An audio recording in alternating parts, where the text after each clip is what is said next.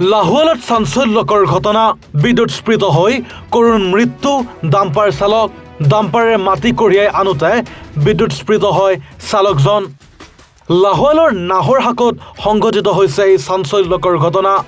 অবৈধভাৱে নিশা মাটি খনন কৰি সৰবৰাহ কৰা সময়ত ডাম্পাৰখন 11,000 বিদ্যুতৰ তাৰত লাগি এজনৰ মৃত্যু হোৱা খবৰ ৰাজহুৱা হৈছে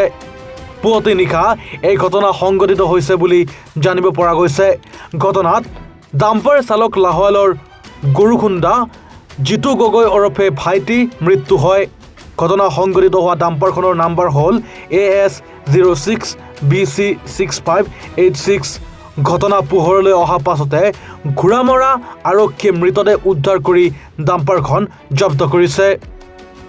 ব্যুৰ' ৰিপৰ্ট এনিভাৰো 24